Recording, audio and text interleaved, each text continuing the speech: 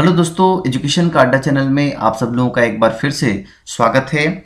और सत्र 2020-21 में छात्रवृत्ति पंजीयन हम कैसे करें इसके बारे में हम आज चर्चा करेंगे। यहाँ पर भी जो है निर्देश दिया गया है कि 19-20 में पंजीकृत सभी विद्यार्थियों का सफल भुगतान होने पर ही 20-21 के छात्रवृत्ति हेतु नवीनीकरण किया जा सकेगा।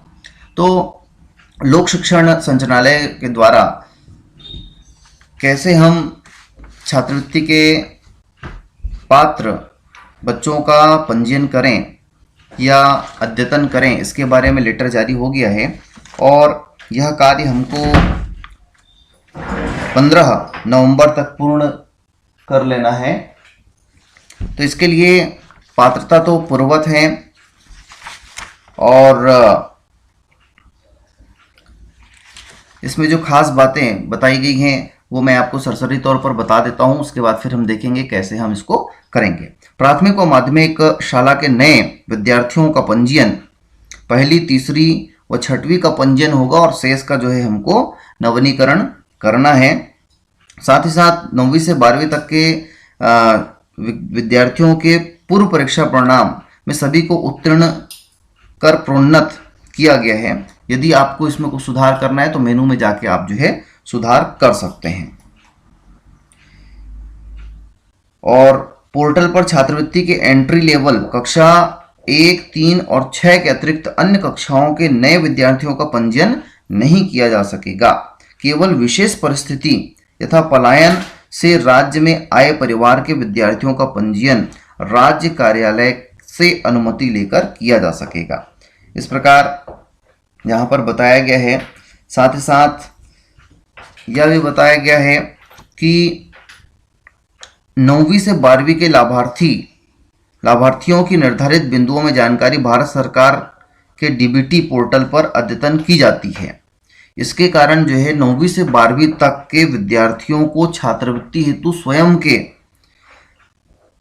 खाता को ही मान्य किया जाएगा। बीच में जो है उसके माता पिता को जो है भी हम डाल रहे थे, ऐसा ऑप्शन आ रहा था। तो इस वर्ष जो है उनके स्वयं के खाता होना आवश्यक यहाँ पर बताया गया है। अस्वच्छ धंधा व्यवसाय से संबंधित छात्रवृत्ति हेतु नियमानुसार व्यवसाय प्रमाण पत्र जो है अद्यतन कर पोर्टल पर अद्यतन किया जाना है। ST/SC वर्ग के विद्यार्थियों की केंद्र प्रवर्तित प्री मैट्रिक छात्रवृत्ति की पात्रता के नियमानुसार 2 लाख रुपए से कम आय का प्रमाण पत्र छात्रवृत्ति पोर्टल पर अपलोड किया जाना आवश्यक है, जबकि शाला स्तर पर 2 लाख से अधिक के आय प्रमाण पत्र के संकलन की आवश्यकता नहीं है। ST/SC OBC वर्ग के विद्यार्थियों की पोस्ट मैट्रिक छात्रवृत्ति की पात्रता के नियमानुसार आय प्रमाण पत्र तथा जाति प्रमाण पत्र छात्रवृत्ति पोर्टल पर अद्यतन किया जाना आवश्यक बताया गया है।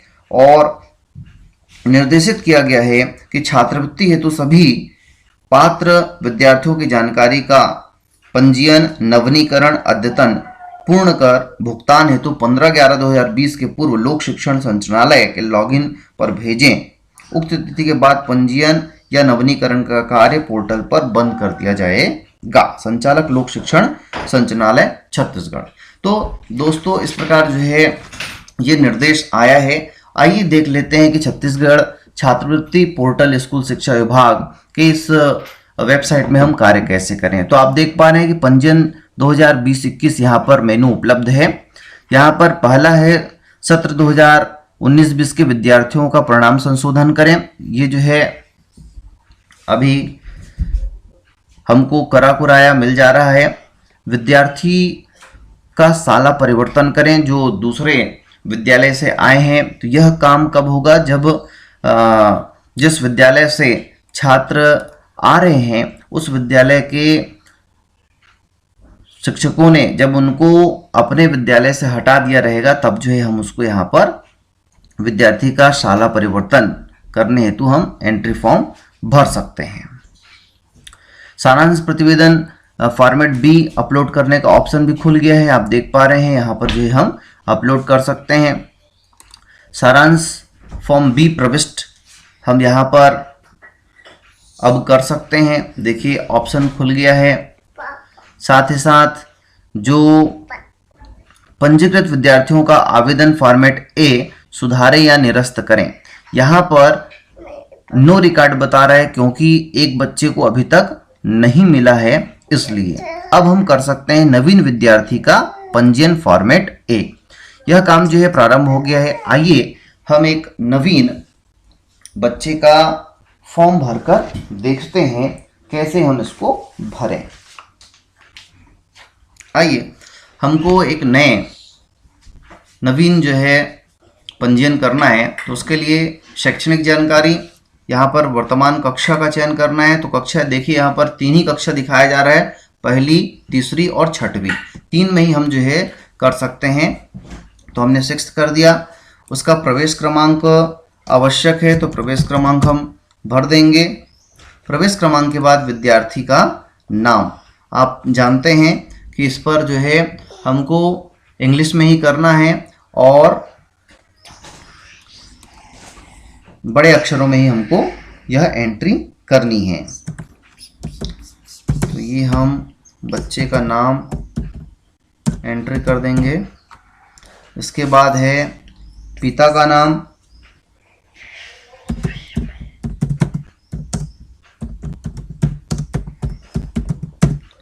इसके बाद क्या पालक अस्वच्छ धंधा व्यवसायी है एवं क्या उनके पास वर्तमान सत्र में व्यवसाय का प्रमाण पत्र है। यदि है तो है करना है, नहीं है तो नहीं। तो फिलहाल हमारे पास नहीं है तो हमने नहीं कर दिया।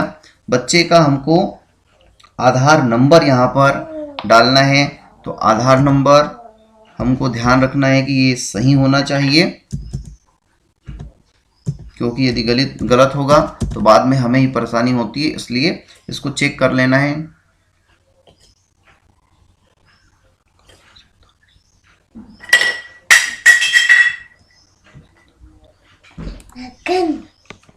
और उसके बाद आ जाता है आधार कार्ड में दर्ज विद्यार्थी का नाम।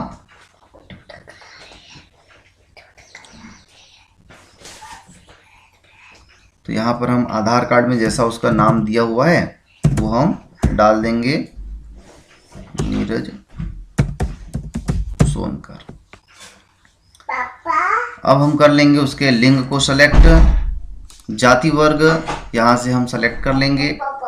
उसके बाद जानकारी पूछी जाती है डेट ऑफ बर्थ। तो हम डेट ऑफ बर्थ यहाँ से सेलेक्ट कर लेंगे। पहले उसके सत्र का चयन आप कर लें,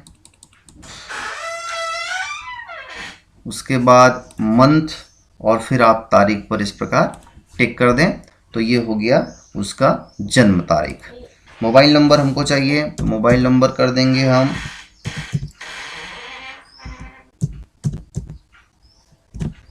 मोबाइल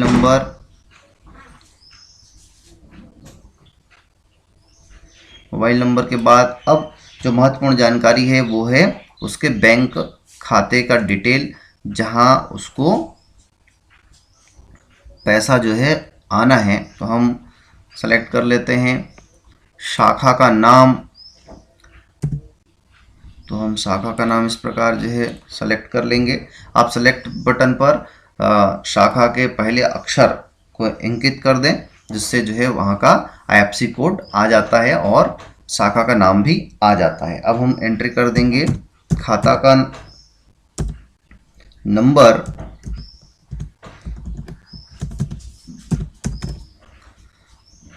अब पूछा जा रहा है क्या बैंक खाता विद्यार्थी के नाम पर है। तो है तो हम कर देंगे हाँ। यदि अभिभावक का है तो यहाँ पर अभिभावक का हमको नाम लिखना पड़ता है। अब पूछा जा रहा है कि क्या अभिभावक के पास 10 एकड़ से अधिक की भूमि है। तो नहीं है। यदि होगा तो वो जो है इसके पात्र नहीं होते हैं। क्या अभिभावक करदाता है, नहीं है। क्या विद्यार्थी सरकार द्वारा मान्यता प्राप्त छात्रावास का छात्रावासी है। तो यहाँ पर मिडिल स्कूल में इसका ऑप्शन नहीं आया है, तो हमको इसको कुछ नहीं करना है। अब हमको कर देना है फॉर्म को सेव। क्या आप विद्यार्थी डाटा फॉर्म ए सुरक्षित करना चाहते हैं, कृपया सुनिश्चित कर लीजिए। तो हम कर देते हैं नो। हम देख रहे हैं कि यहाँ पर माता का नाम हमसे छूट गया था, तो यहाँ पर लिखा रहा है माता का नाम प्रविष्ट करें। तो माता का नाम हम यहाँ पर लिख देंगे। एक बार सरसरी तौर पर आप चेक कर लें कि कहाँ कहीं कोई गलती तो नहीं हुई है, और फिर यहाँ पर हमको कर देना है सेव। क्या आप सुरक्षित करना चाहते हैं? हाँ। तो आप देख पा रहे हैं कि विद्यार्थी का पंजीयन सफलतापूर्वक हो गया है। विद्यार्थी का आवेदन क्रमांक ये है, और ओके कर देंगे। तो इस प्रकार नवीन विद्यार्थियों का पंजीयन हम कर सकते हैं। और यह भी चालू हो गया है कि नवीन विद्यार्थियों का पंजीयन, साथ ही साथ पंजीकृत जो हमारे पुराने विद्यार्थी हैं, पंजीकृत विद्यार्थियों का आवेदन फॉर्मेट ए सुधारें और निरस्त करें। लेकिन उसके लिए शर्त क्या बताया गया है? उसके लिए शर्त ये बताया गया है कि आपका जो पिछले वर्ष जिन बच्चों का हमने पंजीयन किया था वह जो है पूरा पूरा सफल होना चाहिए। यानी कि जितने बच्चों का हमने पंजीयन किया था उतने बच्चों का हमको छात्रवृत्ति प्राप्त होना चाहिए, तभी जो है हमारे बच्चों की जानकारी हमको मिल पाएगी। तो दोस्तों, इस प्रकार आप जो है छात्रवृत्ति पोर्टल पर पंजीयन कर सकते हैं। यदि ये वीडियो आप लोगों को अच्छा लगा हो, हेल्पफुल लगा हो, तो ज़रूर लाइक करें, शेयर करें, और जिन लोगों ने अब तक एजुकेशन का अड्डा चैनल को सब्सक्राइब नहीं किया है, सब्सक्राइब भी करें। धन्यवाद।